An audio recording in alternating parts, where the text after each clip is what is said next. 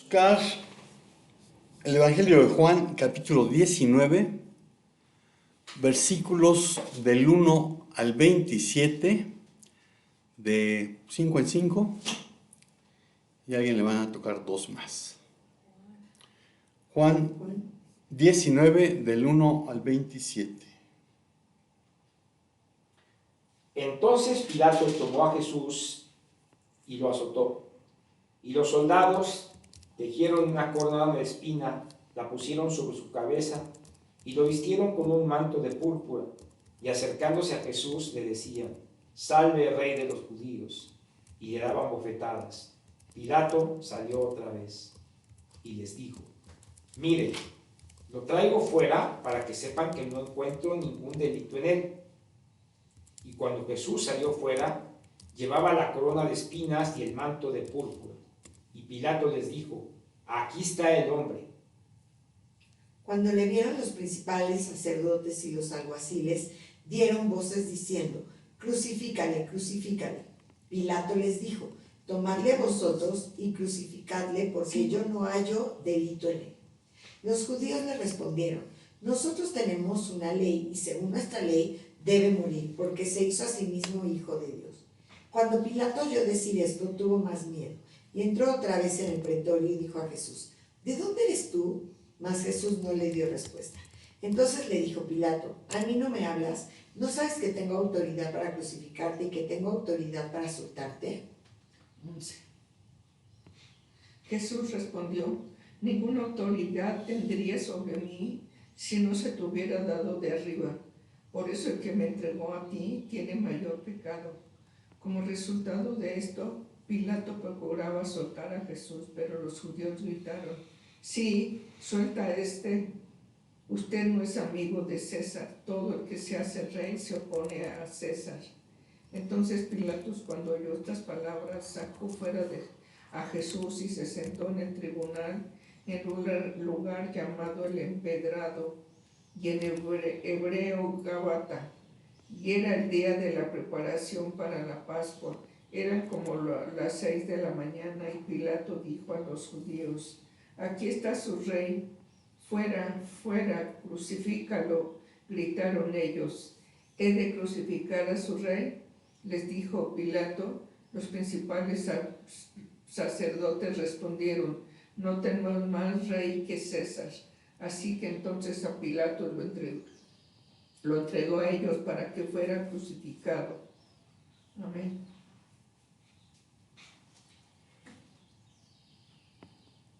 Tomaron pues a Jesús, y él salió cargando su cruz al sitio llamado el lugar de la calavera, que en hebreo se dice Gólgota, donde lo crucificaron, y con él a otros dos, uno a cada lado y Jesús en medio.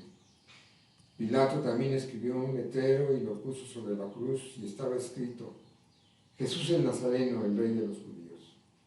Entonces muchos judíos leyeron esta inscripción, porque el lugar donde Jesús fue crucificado quedaba cerca de la ciudad, y estaba escrita en hebreo, en latín y en griego.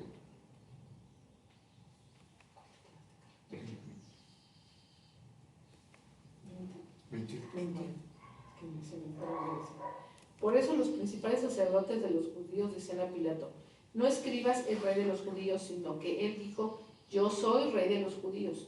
Pilato respondió: «Lo que he escrito, he escrito». Entonces los soldados, cuando crucificaron a Jesús, tomaron sus vestidos e hicieron 4 partes, una parte para cada soldado, y tomaron también la túnica, y la túnica era sin costura, tejida en una sola pieza. Por tanto, se dijeron unos a otros: «No la rompamos, sino echemos suerte sobre ella para ver de quién será, para que se cumpliera la escritura». Repartieron entre sí mis vestidos, y sobre mi ropa echaron suertes. Por eso los soldados hicieron esto, y junto a la cruz de Jesús estaban su madre y la hermana de su madre, María, la mujer de Cleofas, y María Magdalena. Y cuando Jesús vino a su madre y al discípulo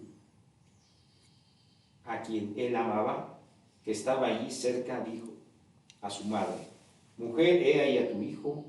Después dijo al discípulo: «Ahí está tu madre». Desde aquella hora el discípulo la recibió en su propia casa. Después de esto, sabiendo Jesús que todo se había consumado, para que se cumpliera la escritura, dijo: tengo sed. Había allí una vasija llena de vinagre. Colocaron pues una esponja empapada de vinagre en una rama de hisopo y se la acercaron a la boca. Y entonces Jesús, cuando hubo tomado el vinagre, dijo: consumado es.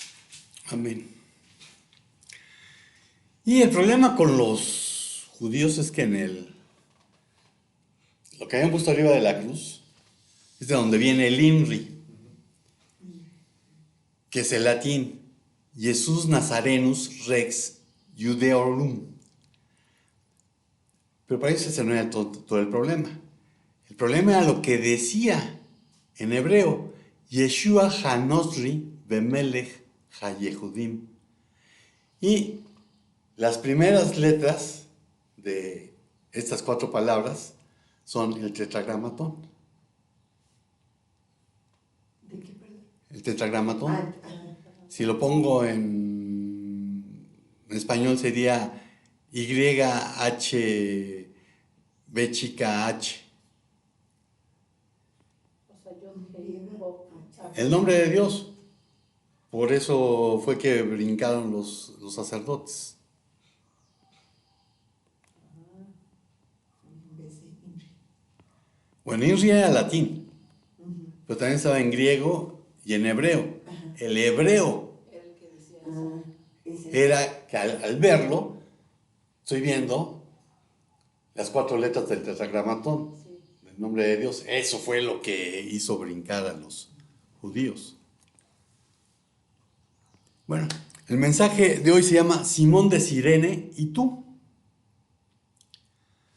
Cirene o Kirini era una ciudad del norte de África, en lo que hoy es Libia. Se fundó como una colonia griega en el siglo VII a.C. Más tarde, bajo dominio romano, se convirtió en un importante centro de la diáspora judía. Según fuentes como Josefo, existía allí una comunidad judía significativa, lo que explica la presencia de Simón en Jerusalén durante la Pascua. Hechos 2, 9 al 11. Que no me sirve esta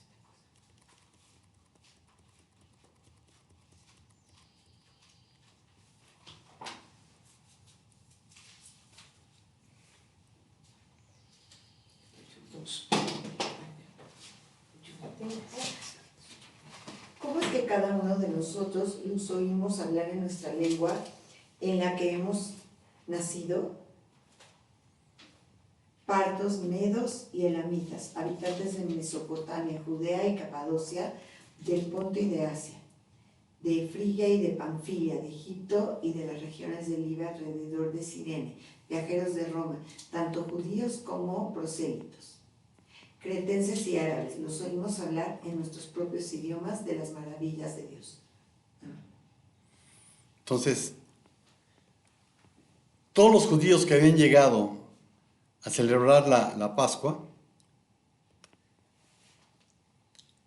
hablaban el idioma del lugar donde ellos habían nacido. Y una de las menciones en Hechos 2, de 9 al 11, es Cirene. Entonces, podemos asumir que Simón era uno de los peregrinos que cumplían con el mandato de asistir a la festividad.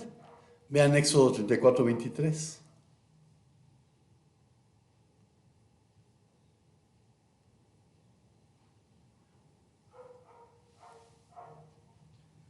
Tres veces en el año se Tres veces al año se presentarán todos los varones delante de Dios, el Señor, Dios de Israel. Amén. 3 veces. La Pascua, la fiesta de las semanas, Pentecostés, Shavuot, y en tabernáculos, Sukkot. Esas eran 3 fiestas obligatorias para todo varón judío, que los que vivían en la diáspora procuraban cumplir alguna vez en su vida. Bueno, entonces probablemente Simón era uno de estos peregrinos cumpliendo con ese mandato. Y quizás cuando solo observaba con curiosidad en el camino al Gólgota, pácatelas. Termina encontrándose con Jesús, el Cordero de Dios. El relato de Simón de Cirene es uno de los más breves en los evangelios, pero también profundamente denso en significado teológico. Aparece de forma repentina en la narrativa de la crucifixión, sin genealogía ni antecedentes. Y aún así, su intervención resulta altamente simbólica. No es discípulo, ni un seguidor declarado. Tampoco forma parte del círculo cercano de Jesús. Es, en términos narrativos, un intruso en la historia redentora. Sin embargo, su aparición no es accidental, sino providencial, que revela una realidad espiritual observable hasta hoy. No todos llegan a Cristo por convicción. Algunos llegan, podríamos decir, por colisión, porque la vida cristiana, en muchos casos, no comienza con una decisión, sino con una interrupción. El encuentro de Simón con Jesús no nació de la fe, sino de una crisis que lo detuvo en su camino. Y vamos a ver qué podemos aprender de la experiencia del cireneo a la luz de los evangelios. El primer punto es el obligado. Mateo 27, 32.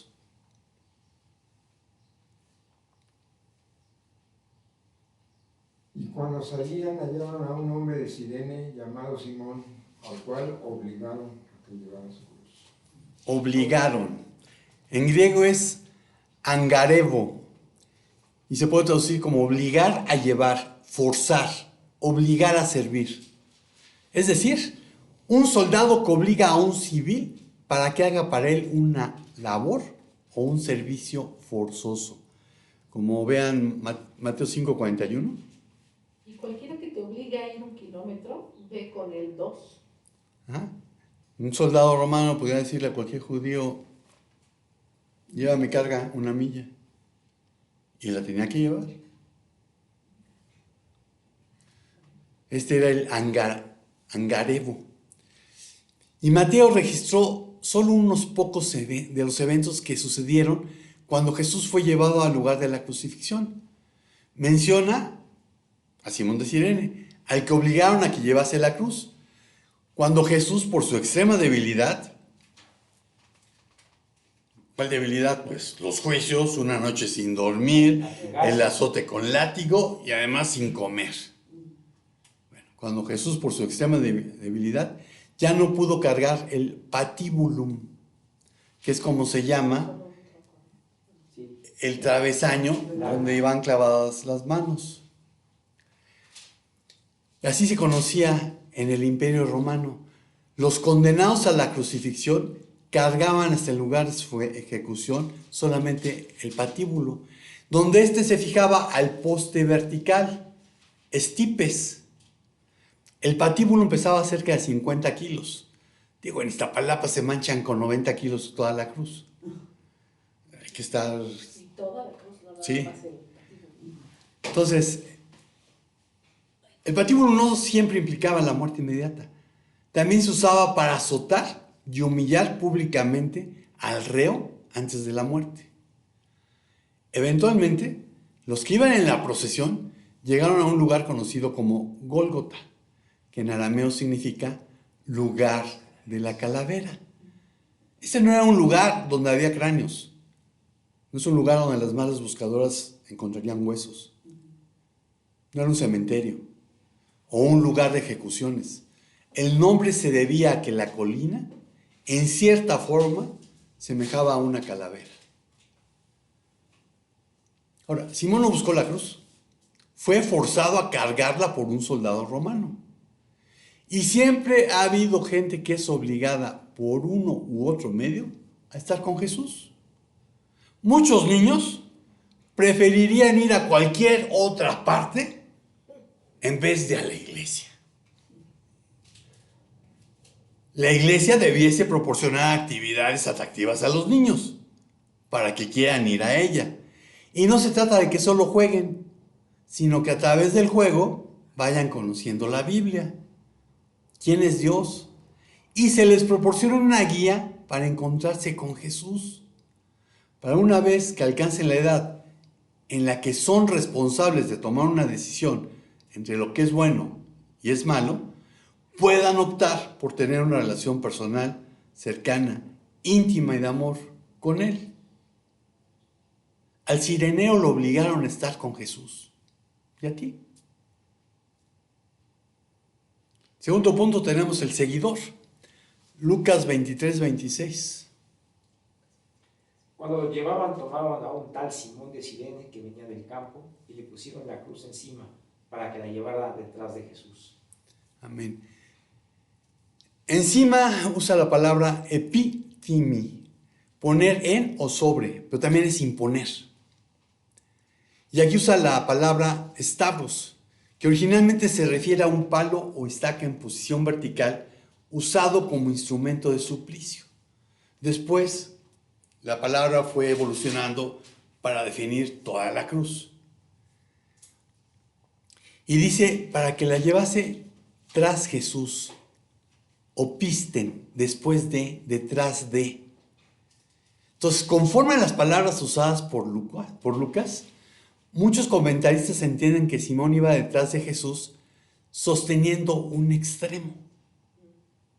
Por lo que el texto introduce una imagen discipular involuntaria. Marcos 8:34. Y llamando a la gente y a sus discípulos les dijo, si alguno quiere venir en pos de mí, niéguese a sí mismo y tome su cruz y sígame. Amén. Lucas 14:27.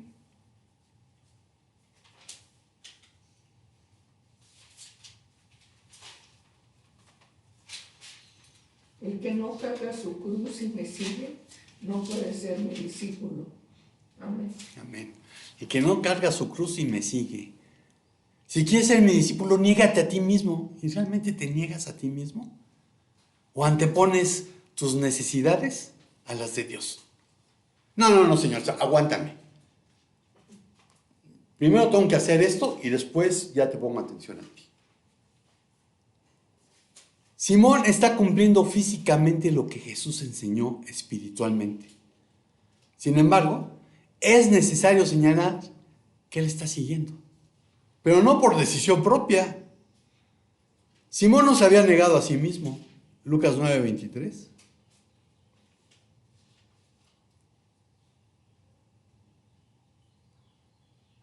Y a todos les decía, si alguien quiere seguirme, niéguese a sí mismo, tome su cruz cada día y sígame. Amén. Entonces, Simón no se había negado a sí mismo, él estaba de espectador. Fue forzado por las circunstancias, ya que no hay evidencia de intención interna.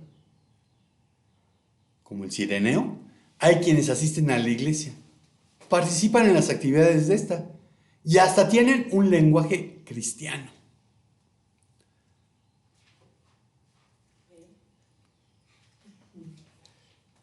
Garrett decía que hablamos una jerga cristiana que los de afuera no entienden. Y sí, muchas veces el lenguaje que hablamos, los de afuera dicen, ¿y este qué está hablando? Cristianoide. Bueno, hay quienes asisten a la iglesia, participan en las actividades de esta y hasta tienen un lenguaje cristiano. Que Dios te bendiga. Bendecido. Aleluya. Hosana. Gloria a Dios. Amén. Hay quienes dicen seguir a Jesús, pero no han sido transformados. Continúan teniendo una religión porque no han nacido de nuevo. Están cerca, pero no se han comprometido. Participan, pero no han entregado su libre albedrío. Aparentemente caminan con Jesús, pero no son nuevas criaturas.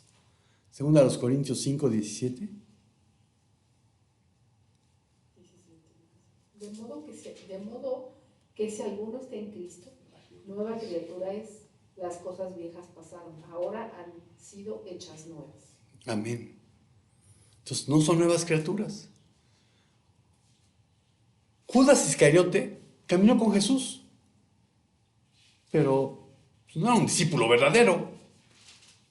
La proximidad de Cristo no garantiza transformación.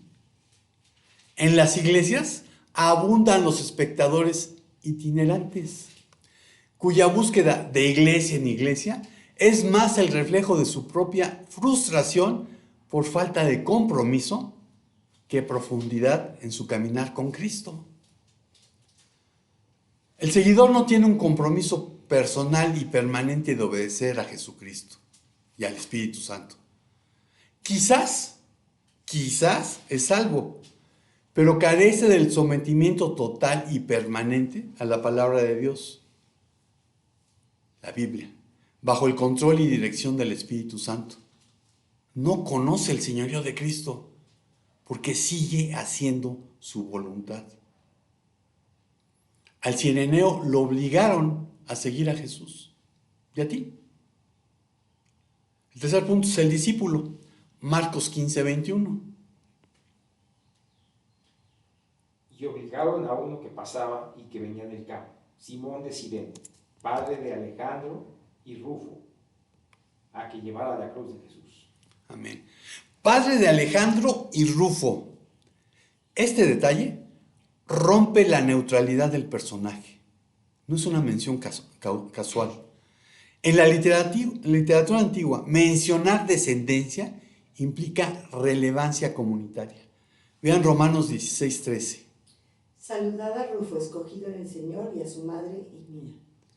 Saludar a Rufo. La tradición exegética sostiene que se trata del mismo Rufo, del que me habla Marcos, que era uno de los hijos de Simón de Cirene. Si esto es correcto, entonces Simón no solo cargó la cruz, fue impactado por Jesús. Sí. La palabra discípulo en griego es matitis y puede traducirse como aprendiz, seguidor comprometido, uno que adopta la vida del maestro. Ser discípulo no es tomar cursos, no es aprenderse Biblia de memoria o adquirir mucha información, sino ser transformado para parecerse al maestro. El cireneo llegó a ser discípulo de Cristo, pues aunque la Biblia solo lo menciona en 3 versículos, los evangelios sinópticos que hemos leído, tenemos la evidencia indirecta. Su nombre es preservado, sus hijos son conocidos, su legado es comunitario. Podemos ver que su encuentro con Jesús en el camino al Calvario no fue accidental, sino el inicio de su discipulado y el de su familia. Hechos 16:31.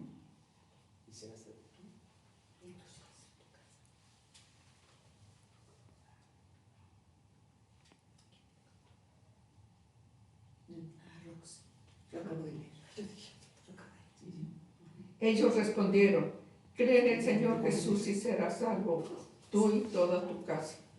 Cree en el Señor Jesús, serás salvo tú y tu casa. Porque yo creí nada más, no, porque están viendo tu ejemplo, porque están viendo cómo caminas tú con Jesús. No es de 1, 2, 3 por mí y ya te las paso, no. No es por ósmosis. Proverbios 22:6.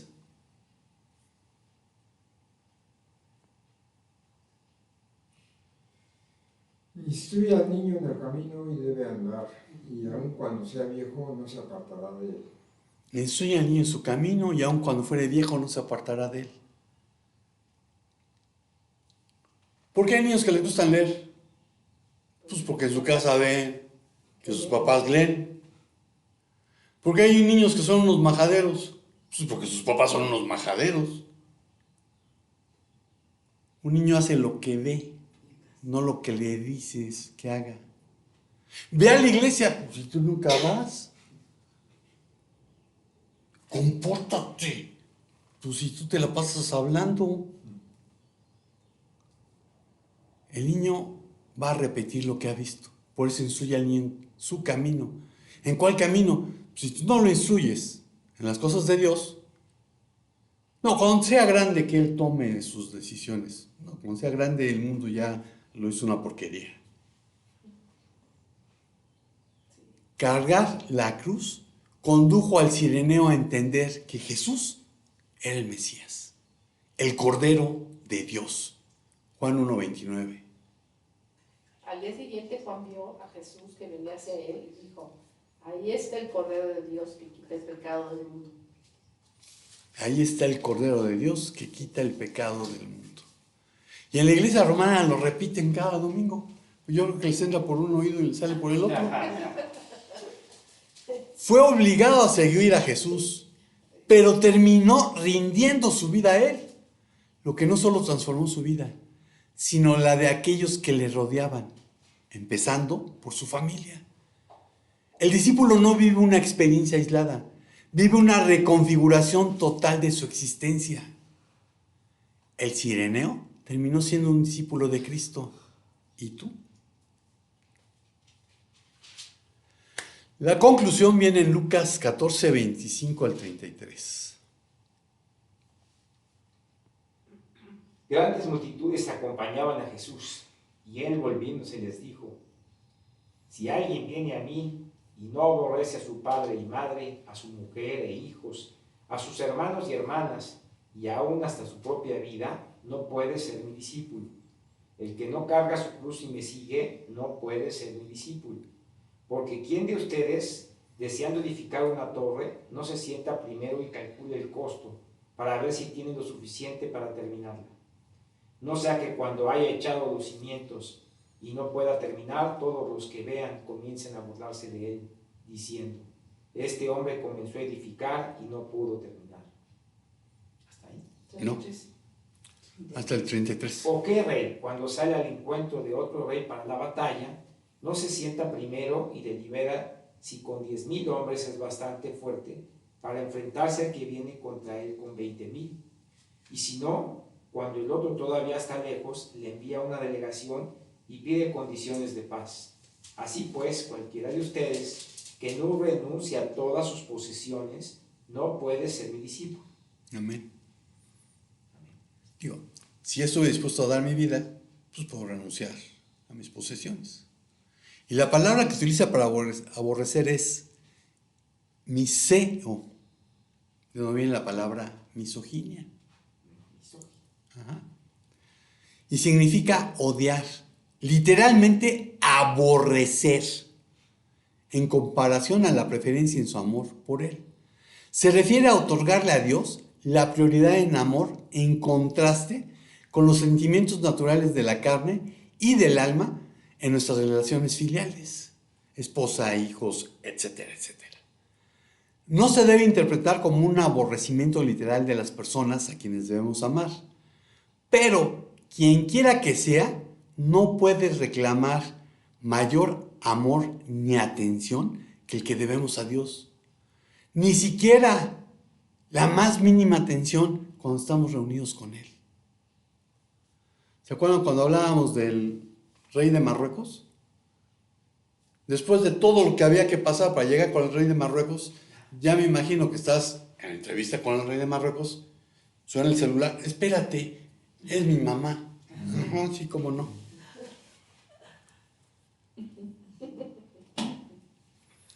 La experiencia del cireneo nos permite establecer 3 niveles de relación con Cristo: el obligado, el seguidor, el discípulo. Y ve viendo dónde cabes. El obligado responde a la presión externa. El seguidor tiene una proximidad funcional, pero el discípulo ha sido transformado internamente.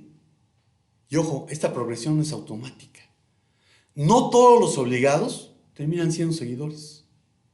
Algunos, al salir de su crisis, regresan a su antigua forma de ser. Sí, estoy en la crisis. Ay, Dios, ayúdame, te juro, te prometo. Salen de la crisis y si te he visto no me acuerdo.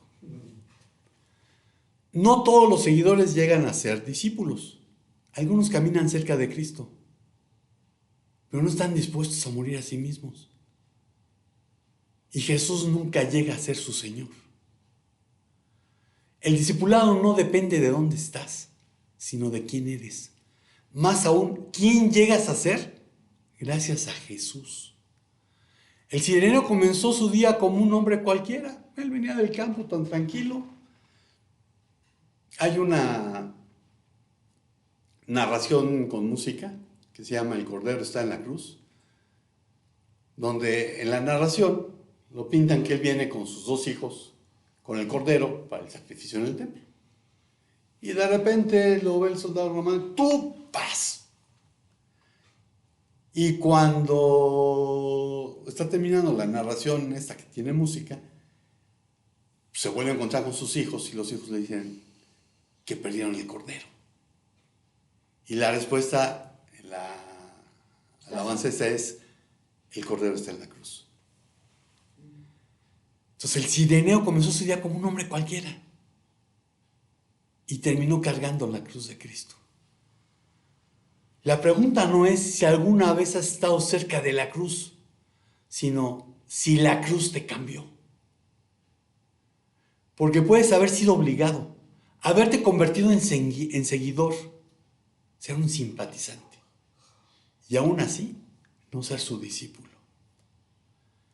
Y concluyo con una pregunta. ¿La cruz te cambió o solo la cargaste un momento? Amén.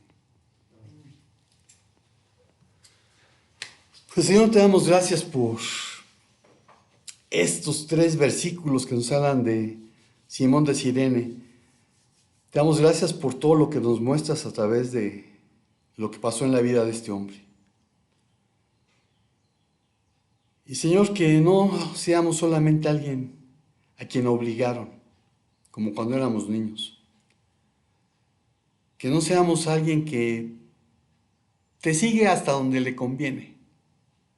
Que seamos discípulos que están dispuestos a morir a sí mismos. Que estamos dispuestos a obedecerte. No solamente hasta la muerte, sino a lo largo de toda nuestra vida, cumpliendo con la gran comisión. Y pedirte por aquellos que aún no han tenido un encuentro con el Cordero de Dios. Te damos gracias en su nombre, en el nombre de Jesús. Amén. Amén. Amigos y hermanos de internet, espero que hayas tenido un encuentro con Jesucristo. Y si no, hoy es un buen día para tenerlo. Es un buen día para que medites si tú eres de los que han sido obligados. Y si lo estás haciendo por obligación, no lo hagas. No vale la pena. O quizás eres un simpatizante, pero los simpatizantes no van a estar en la eternidad con Cristo. Decídete a ser discípulo. Decídete a morir a ti mismo. Decide a quitar todas esas cosas que estás poniendo antes que a Dios. Si el Señor no dice otra cosa, nos vemos por aquí el próximo domingo. Shalom, shalom. Estamos despedidos.